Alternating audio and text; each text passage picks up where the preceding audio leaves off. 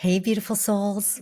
This will be the last podcast recording from this place, this city, this state, this country, because soon, and actually, as this one is being released, we will have left on our year-round travel adventure. Could turn into more than 1 year, but we're starting out with a year. And my husband and son and I will be traveling in the world, experiencing life from the road, I guess is one way to say it. Living a nomadic life is another way to put it. And being in the flow of what we feel is our divine calling to go out and live experiences outside of normal convention, live experiences that are mirroring our own inner joy and our own sense of adventure, and be able to learn about life and ourselves more deeply through all of those experiences. And that to me is what travel is and what it does. It's not just consuming an experience and being able to check it off on your list of places that you've been, but to go to a place that's unfamiliar and feel into it, actually learn more about yourself by feeling into a place and resonating with it, by stepping out of the comfort zone of a familiar town, city, state, country, place, and being in more unfamiliar territory. We stretch our own sense of what we know is true and get to experience truth, get to experience the authenticity of the world rather than getting it filtered through a book, a documentary, someone else's story. Actually be able to live it and experience it. My husband and I have always been driven to live this way. We've traveled to many countries already. I studied abroad in New Zealand, lived there for a year, and he studied abroad in Australia when he was in college. And we both have been served and transformed through travel. And we've taken our son from, when he was a baby to now on many trips. But what we're embarking on is different than a trip. It's a new lifestyle, a new way of living. And countless people before us have done this as far as being or becoming or living a nomadic life. We've been slowly working up to this because we've been nomadically living across the country over this last 5 years. And now being able to go and live that way in the world is a new expression of that for us. And how it ties into the everyday mystic is that it is an actual mystic's path to follow the divine calling as we live into our true nature, ourselves as divine beings, ourselves as part of and no different from the oneness of source consciousness. We listen to those calls that are made of our soul to go and experience, or go and do something, go and create something, go and be something. Those calls, when we listen to them, end up leading us into sometimes unknown foreign places. And that doesn't have to be necessarily a foreign country, but it can be this unknown place of, well, I was employed my whole life and now I'm going to strike out and be an entrepreneur. Or I've been in a relationship with somebody since I was 13 years old and never not had a relationship. And now I'm going to be on my own, single for a while, and see what that experience is like. And we can strike out and go out in the world in a lot of different new and exciting and unfamiliar ways. Travel is just one of those ways that we can go and do that unfamiliar thing and live in this way that provides countless unfamiliar experiences. And within that, we're creating the familiar. So within that, it is an alchemizing of the unfamiliar into something that is familiar, that can be known, that is understood, that is felt and experienced, until that is fully felt and experienced, and then moving on.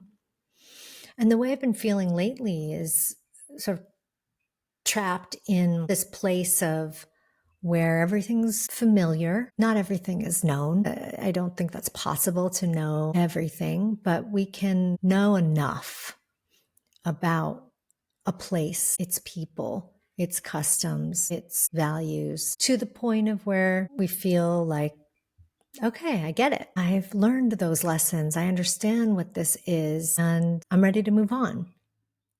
Again, that could be a workplace, a relationship, a country, a set of activities that you've been doing for a while and go, okay, I'm done with this.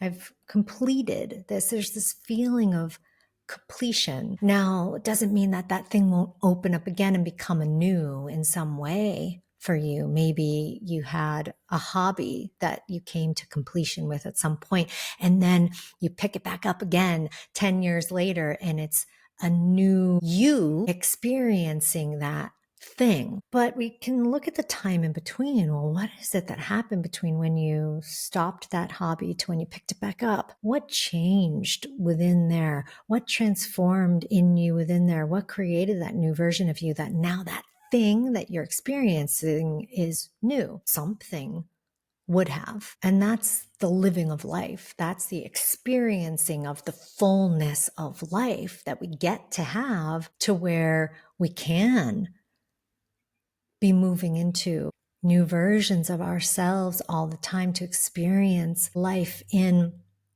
a fullness that can only be felt through a new avatar. The changing of an environment by moving to another country is just a catalyst for the changes or the transformations, the new versions of ourselves that we're creating.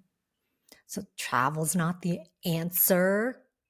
The new job is not the answer. The new relationship is not the answer. None of these things are the thing that becomes our new focus. They're merely new expressions of how you're living, how you're expressing and how you're experiencing life. And therefore, they're opportunities for you to transform and become and unfold into these new versions of ourselves, to go into a limitlessness because of this vast place of possibility.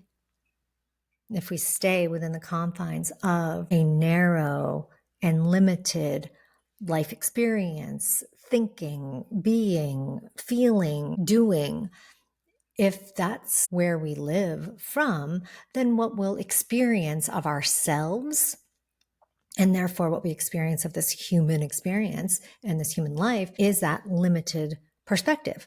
There's nothing wrong with that perspective. But my husband and I both feel, thankfully we both agree on this, that we want to open up into this limitless sense, place, being of possibility here that is experienced through taking off those blinders, moving out of that narrow corridor of experience, removing the shackles of our own programmed identities.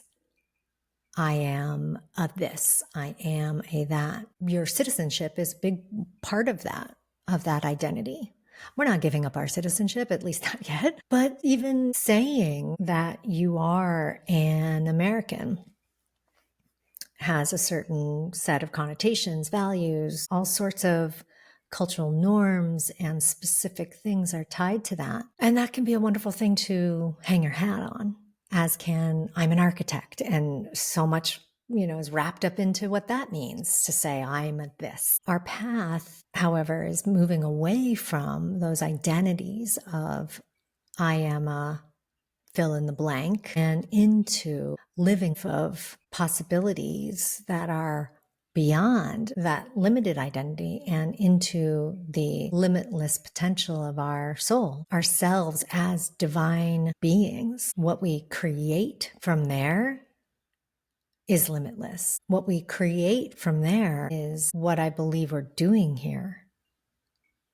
We can come here and just consume life and then get consumed by it. Or we can come here and experience the fullness of life through creating these new versions of ourselves, creating new experiences and opportunities, creating new relationships and objects, even if we want to create something that we leave around and leave in our legacy.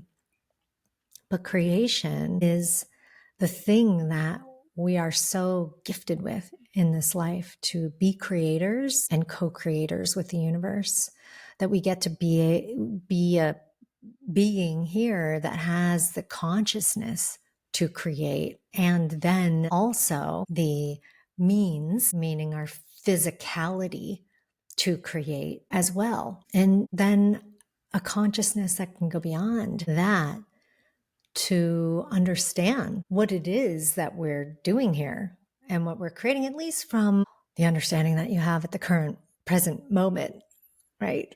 That understanding, of course, can evolve and grow and change too as new versions of ourselves are created and new timelines of ourselves in our lives are laid out as we live it and as we create it.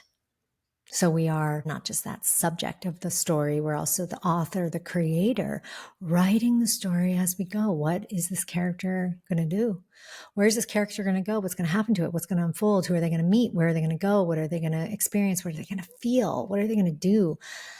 All of that is within the power of each and every one of us to create. So what if you don't do that? We've got the power and the ability to do that, to write our own story. So what happens in our lives, in our stories, if we don't take the pen, if we don't grab the keyboard, take the paintbrush, right? If we just allow life to happen to us, it will start to become more narrow and limited, because we're no longer coloring outside the lines. We're no longer creating and painting a picture wider, bigger, more vast than what is presented to us in our frame, the frame at which we've decided we're going to live here, in this frame of understanding, of knowing, of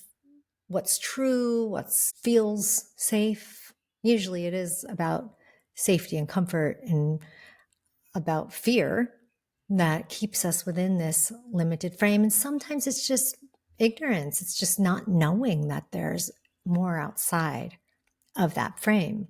But whatever it is that keeps you within the frame of your life being a limited, and we all have limits on us. It's not going and accepting that we are divine beings and living a life that's in flow with that, and where we're following the calling of God and source, and we are flowing in this way in our lives. Still doesn't mean we don't have limits.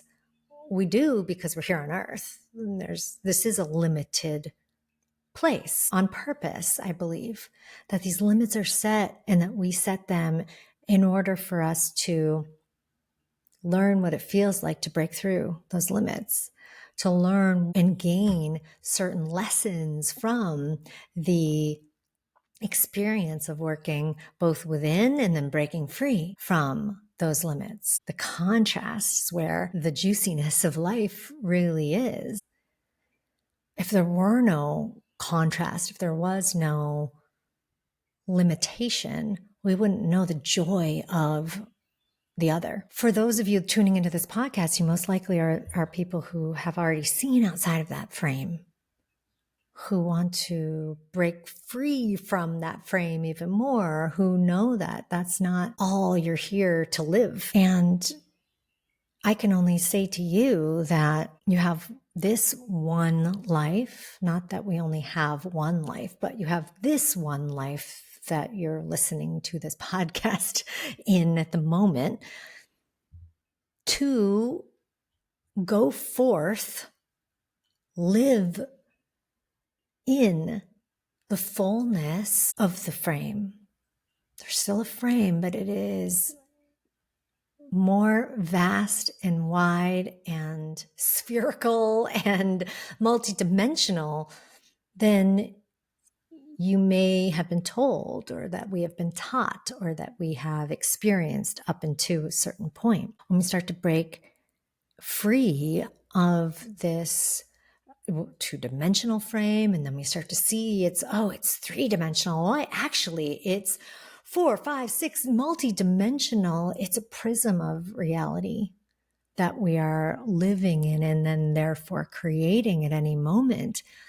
We get to really start to live into the fullness that this life has to offer, into the truth of who we really are, and get to merge and meld and integrate that with our human who's lived certain experiences, had certain things happen, have lived a story up until now that maybe wasn't written by them. When you start to take the pen and write your own story, then we can either continue to write and just copy over the past, because that's what's familiar to us. And so we go, okay, I'm conscious. I get it.